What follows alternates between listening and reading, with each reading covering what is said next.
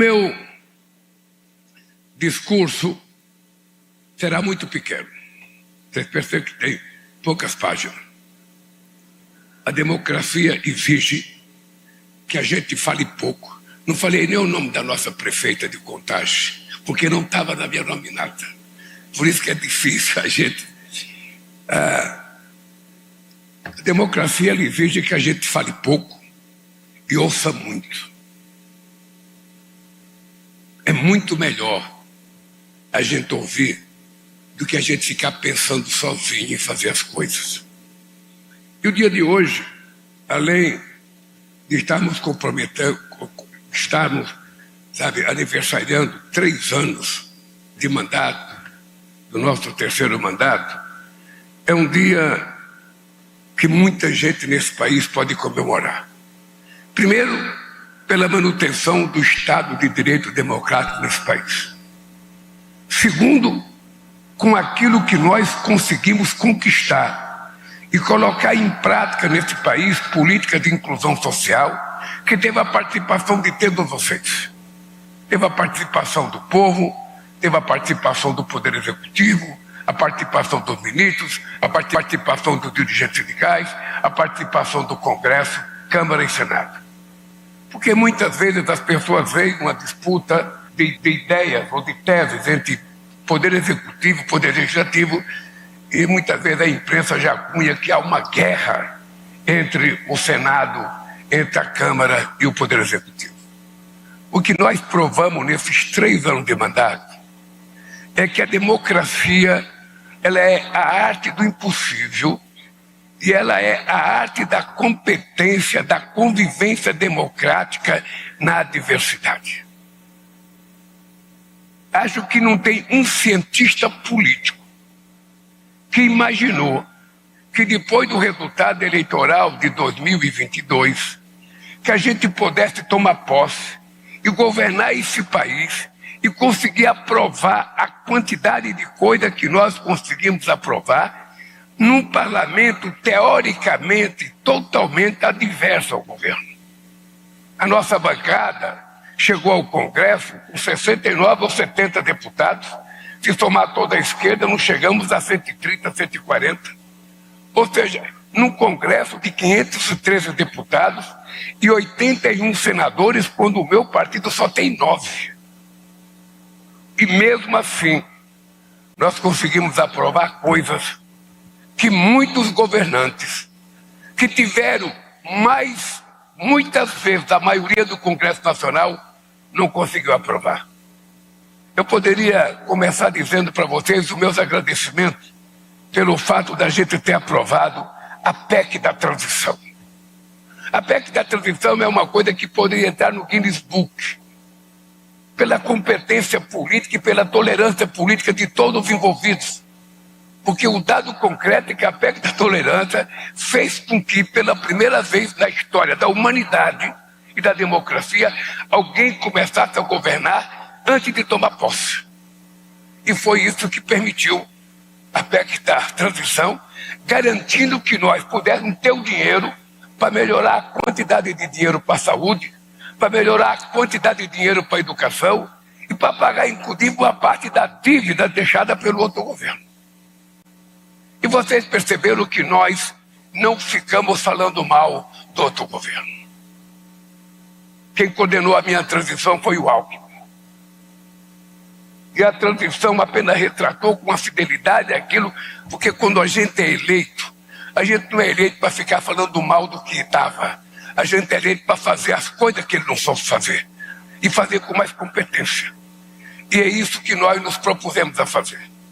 Por isso, eu fico muito feliz quando a gente pode constatar que a gente vive a menor inflação acumulada dos últimos 4 anos da nossa história. Parece impossível, Cristóvão Buarque, mas nós conseguimos esse feito.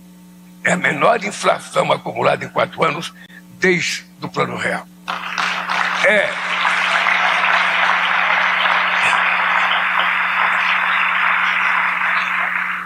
É o maior aumento da massa salarial desde que se começou a fazer pesquisa. é o maior número de emprego com carteira profissional assinada da nossa história.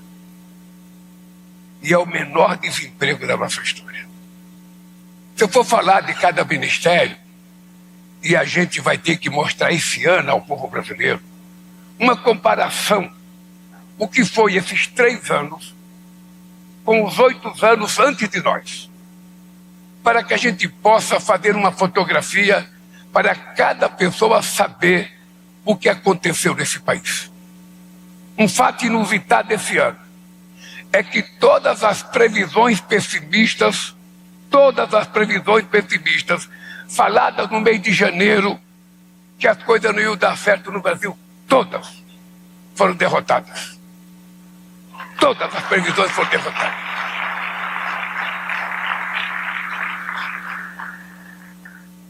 E quem estiver apostando outra vez no negativismo vai perder outra vez. Vai perder outra vez. Então, companheiros, esse ato de hoje é uma exaltação, sabe? É esse momento que estamos vivendo.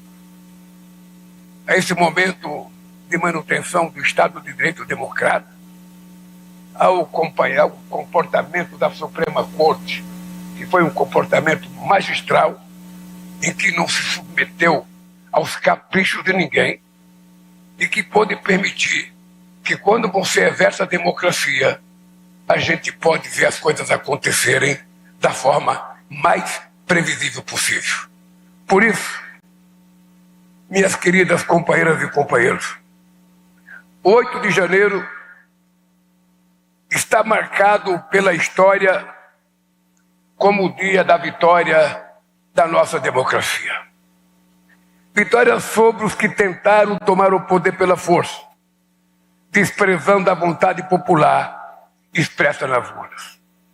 Os que sempre defenderam a ditadura, a tortura e o extermínio de adversários e pretendiam submeter o Brasil a um regime de exceção. Os que planejaram os assassinatos do presidente e do vice-presidente da República e do então presidente do Superior Tribunal Eleitoral. Os que exigem cada vez mais privilégios para os super ricos e menos direitos para quem constrói a riqueza do Brasil com o suor do seu trabalho.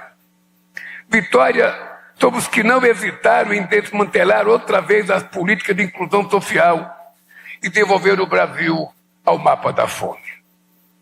Os inimigos das conquistas dos mais carentes, da classe média e da classe trabalhadora. Os traidores da pátria, que conspiraram contra o Brasil para causar o caos da economia e o desemprego de milhões de brasileiros. Eles foram derrotados. O Brasil e o povo brasileiro venceu. Minhas amigas e meus amigos, a tentativa do golpe de 8 de janeiro de 2003 veio nos lembrar que a democracia não é uma conquista inabalável. Ela será sempre uma obra em construção, sujeita ao permanente assédio de velhos e novos candidatos a ditadores. Por isso, a democracia precisa ser zelada com carinho e defendida com unhas e dentes, dia após dia. É preciso conscientizar as pessoas que a democracia é muito mais do que uma palavra bonita nos dicionários. É mais do que o dever e o direito de votar no dia da eleição e depois guardar o título de eleitor pelos próximos 4 anos. A democracia requer a participação efetiva da sociedade nas decisões de governo. Ela é também o direito de dizer não. A verdadeira democracia exige a construção de um país cada vez mais justo e menos desigual, com mais direitos e menos privilégios. Um país onde a saúde e a educação de qualidade sejam um direito de todos e não o privilégio de quem pode pagar por elas. Onde morar com dignidade, conforto e segurança seja um direito de todos e não o privilégio dos que vivem nos bairros mais nobres. Onde a riqueza seja distribuída entre aqueles que trabalham para produzi-la em vez de concentrada nas mãos de uma elite financeira.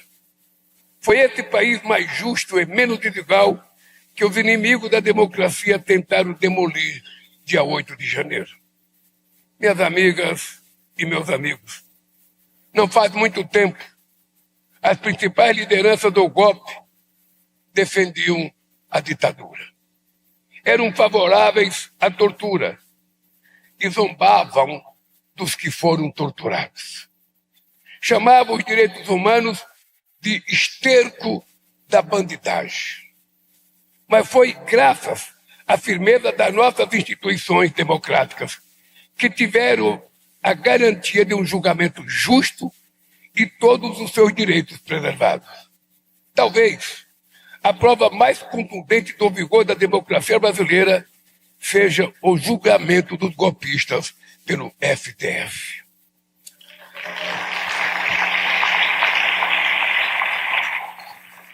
Todos eles tiveram amplo direito de defesa. Foram julgados com transparência e imparcialidade. E ao final do julgamento, condenados com base em provas robustas e não com ilegalidades em série, meras convicções ou PowerPoints fajutos. Por isso, quero parabenizar a Suprema Corte pela conduta irrepreensível ao longo de todo esse processo. Julgou e condenou no estrito cumprimento da lei. Não se rendeu às pressões, não se amedrontou diante das ameaças, não se deixou levar por revanchismo. Saiu fortalecida. Sua conduta certamente será lembrada pela história.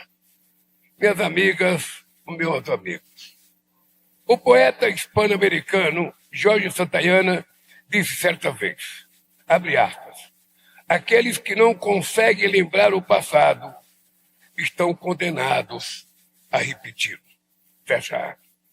Em nome do futuro, não temos o direito de esquecer o passado.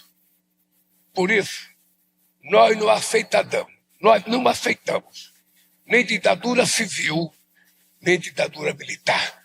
O que nós queremos é democracia emanada do povo e para ser exercida em nome do povo. Viva a democracia brasileira!